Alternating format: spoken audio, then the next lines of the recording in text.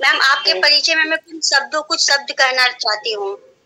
Ma'am का जन्म स्थान मुजफ्फरपुर बिहार है, कार्य क्षेत्र गोरखपुर है, उत्तर प्रदेश। शिक्षा हिंदी में इन्होंने एमए किया है, डीसीएच की है, diploma in creative writing Hindi में की है। सरिता, सुमन, सौरभ, चंपक, नंदन, गृह शोभा, वनिता, गृह लक्ष्मी, कादम्बनी इत्यादि पत्रिकाओं में इन्होंने इनकी रचनाएं प्रकाशित हो चुकी है।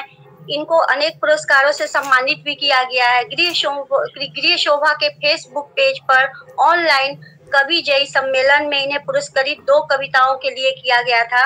जो कविता है क्यों चली जाती हो तुम तथा कैसे कहे 9 वर्ष आया का प्रसारण इन्होंने किया है। वर्तमान में ये अंकुर प्रकाशन की तरफ से कथा गौरव तथा काव्य रश्मि से सम्मानित है। वनिता कहानी प्रतियोगिता में भी 2 में इनकी कहानी छपी हुई है। अपनी सौतन के लिए और का सांत्वना पुरस्कार इनको मिला है।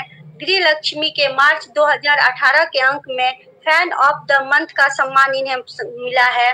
कलमकारी के लिए भी प्रतियोगिता हुआ था 2019 में उन्हें सांत्वना पुरस्कार से सम्मानित किया गया। 2 दर्जन से अधिक इन्होंने पुस्तकों लिखी है और संपादन का काम किए हैं तथा समीक्षा भी कर चुकी हैं।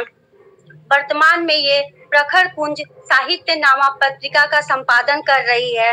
इनकी पुस्तकें प्रकाशित है तू प्यार है किसी और का, कहानी संग्रह है, हिंदी हमारी हिंदी है, कल और आज निबंध है, आकाश गंगा का रहस्य ये वैज्ञानिक कहानी है, अंत ही आरंभ है ये भी वैज्ञानिक कहानी है। विधा मतलब ये लिखती हैं, कहानी लिखती हैं, कविता लिखती हैं, निबंध लिखती हैं और लघु कथा। आज के इनके आलेख का विषय है भारतीय लेखिकाओं के साहित्य में वैज्ञानिक तत्वों का समावेश।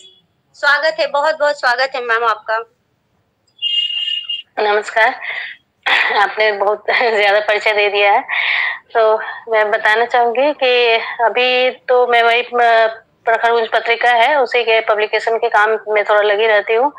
और ये वैज्ञानिक कहानियां लिखना पढ़ना मेरा मतलब शुरू से ही पसंद रहा है। तो मैंने 2 किताबें लिखी हैं जो काफी मतलब प्रतिलिपि पर भी है और प्रिंट में भी आई है वो किताबें, तो लोगों को काफी पसंद आई है। तो आज का जो विषय है उस पर मैं ये कहना चाहूंगी कि ये जो यहाँ मतलब एक रोचक विषय है हमेशा से, और ये पारंपरिक रूप से भारतीय साहित्य में जो है वो हमेशा से रही है। पौराणिकता, सामाजिक यथार्थवाद और ऐतिहासिक कथाएं हमेशा से रही हैं। हमारे जो भी पौराणिक किताबें लिखी जाती थी तो उसमें शुरू से रही हैं। लेकिन अब जैसे ये है, अब इधर एक लेखिका का किताब है वंदना सिंह, उनकी लघु कथा संग्रह जो है वो अक्सर विज्ञान कथा और फैंटेसी ये सब उसमें रहता है। आजकल मतलब ऐसे तो बहुत ज्यादा महिलाएं जो है वो विज्ञान कथा से थोड़ा सा पीछे इसलिए हटती हैं कि बहुत सारे लोग पसंद नहीं करते हैं। आजकल ज्यादातर देखिए तो साहित्य में प्रेम कहानियां ज्यादा पढ़ी जाती हैं, लेकिन फिर भी बहुत सारी लेखिकाओं ने लिखा है। तो एक ये है कि वंदना सिंह के बारे में ये है वो समय यात्रा मतलब ये एआई वगैरह जो आजकल है उससे चर्चित किताबें और कहानियां लिखी हैं। उन्होंने विज्ञान कथा को भारतीय सामाजिक संदर्भों से जोड़ते हुए भी कई कहानियां लिखी हैं। उनकी कहानियों में भविष्य की तकनीकों के साथ साथ मानव मूल्यों और नैतिकताओं पर भी प्रश्न उठाए जाते हैं। इसी तरह मनीषा कुलश्रेष्ठ है, वो भी एक ऐसा तो यथार्थवादी लेखिका रही है, वो यथार्थवादी साहित्य ही लिखती हैं, लेकिन फिर भी उन्होंने कुछ ऐसी कहानियां लिखी हैं जिसमें विज्ञान और फैंटेसी ये सब रहता है। वैज्ञानिक कहानियों में नारीवाद का भी काफी उसको बढ़ावा दिया गया है, कुछ लेखिकाओं ने लिखा है। एक समन्वया सिंह की कहानियां हैं जो उनकी कहानी संग्रह है साइबर संसार की कहानियां। वह किताब जो है वो उसमें डिजिटल दुनिया, एआई और वर्चुअल रियलिटी पर आधारित लघु कथा संग्रह है।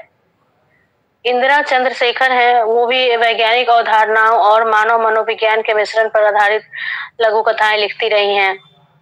अर्चना वर्मा का उपन्यास अंधेरा है, इस उपन्यास में भी भविष्य के बारे में लिखा जाता है और उसके जो भी टेक्निकल चीजें हैं, जो साइंस फिक्शन जिसको कहा जाता है, तो उस तरह की कहानियां वो लिखी है।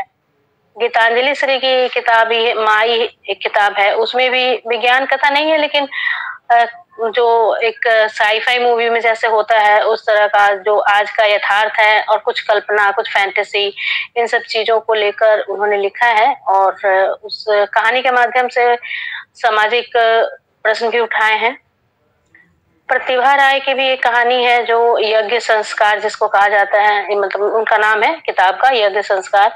उसमें भी उन्होंने अपनी किताब में वैज्ञानिक तत्वों का सम्मिश्रण दिया है और लिखा है। तो इस तरह से ये देखते हैं कि आजकल भी वैज्ञानिक किताबें पढ़ी जा रही हैं, लेखिकाएं लिखती भी हैं और भारत के लेखिकाओं को पसंद भी है लिखना। बस ये पाठकों को ये है कि वो कितना अपने आप को जोड़ पाते हैं विज्ञान से और कितना वो कहानियों को आजकल की दुनिया में इस जो हमारा यथार्थवाद है उससे वो कितना रिलेट कर पाते हैं अपने आप को। तो इससे जो होता है वो पाठक मिलते हैं किताबों को पढ़ने के लिए।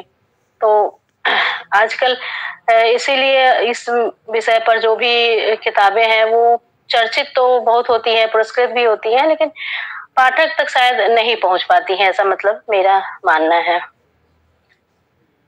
और मैं ज्यादा वक्त नहीं ले पाऊंगी आपका, इतना मेरा जो भी है इस विषय पर जो व्यू था वो मैंने कहा है।